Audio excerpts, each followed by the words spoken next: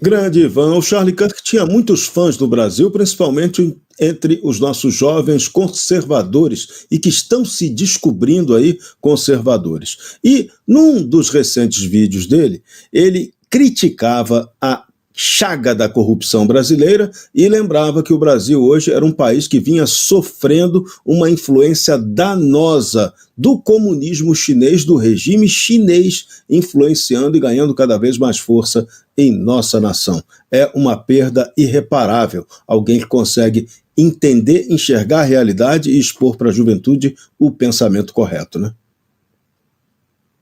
Isso mesmo, Serrão, e não é só no Brasil que o Charles Kirk tinha esses admiradores, né, entre os jovens. Agora mesmo, nessa manifestação, nessa vigília que eu fui, olha, fazia tempo, Serrão, que eu não ia num lugar onde eu era um dos mais velhos, viu?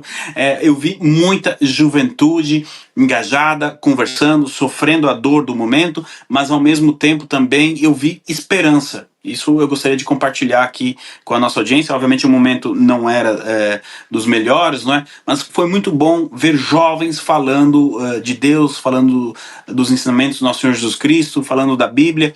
Isso o Charles Kirk conseguiu e esses jovens agora querem manter esse legado. Sobre a questão do Brasil também, Serrão, recentemente ele publicou um vídeo dizendo aquilo que a gente está falando aqui no Jornal da Oeste. Olha, nós americanos precisamos olhar o que está acontecendo no Brasil, porque é justamente o que querem importar aqui para os Estados Unidos, né? Dizia o Charles Kirk sobre essa questão do judiciário e tudo mais. Então ele fez ali um paralelo, isso mostra como era uma pessoa bem informada e que levava ao público aquilo que realmente estava acontecendo. Então, mais esse registro, sim, nós podemos dizer aqui para a nossa audiência que o Charles Kirk estava acompanhando toda essa situação do Brasil e, como diz o Serrão, realmente é uma perda irreparável nesse sentido. Geisiane, eu devolvo para você.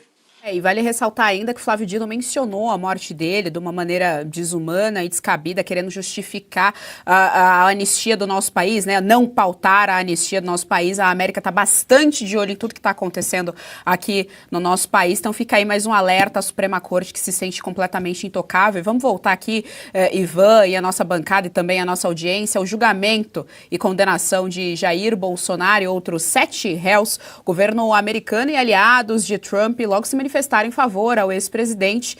E não foi somente o Marco Rubio, não é isso, Ivan? Conta aí para a nossa audiência.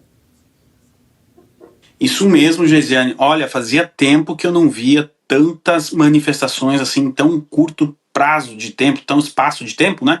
De toda, praticamente a cúpula interessada da administração Trump em relação ao Brasil. Nós tivemos declarações de congressistas, do próprio secretário Marco Rubio, que está aí na tela, que de novo agradeço gentilmente aí a direção do jornal que disponibiliza essa imagem, e também do seu subsecretário, que, por exemplo, eu vou começar pela fala dele aqui, o Christopher Landau. Ele disse o seguinte, abre aspas, os Estados Unidos condenam o uso da lei como arma política. E olha só o que ele diz aqui. Como advogado, diplomata e amigo do Brasil, me dói ver o juiz de Moraes devastando o Estado de Direito lá. E ele conclui dizendo que enquanto o Brasil deixar o destino do nosso relacionamento nas mãos do juiz Moraes, não vejo resolução para esta crise. Palavras fortes aí do vice-secretário de Estado americano, Christopher Landau. A congressista Maria Elvira Salazar também foi uma das que se pronunciou nas redes ainda ontem à noite, dizendo o seguinte, abre aspas, um dia sombrio e vergonhoso para a democracia brasileira. E ela concluiu dizendo, o mundo está assistindo, devemos defender a democracia do Brasil contra esse vergonhoso abuso de poder. E uma outra declaração interessante aqui foi do congressista do Partido Republicano pelo estado da Flórida, o Carlos Gimenez, que disse o seguinte, abre aspas, no Congresso dos Estados Unidos denunciamos a perseguição política ao presidente Bolsonaro pelo regime socialista do criminoso corrupto Lula da Silva. Lula e seus comparsas terão que recorrer aos seus amigos na Cuba comunista, pois aplicaremos severas sanções contra eles, fecha aspas.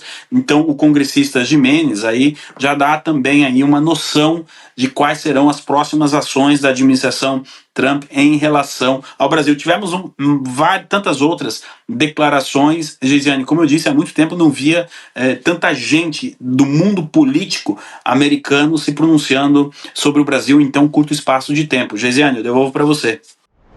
Você gostou desse conteúdo? Então compartilhe, dê o seu like, não se esqueça, viu? Aqui no canal da Revista Oeste tem muito mais.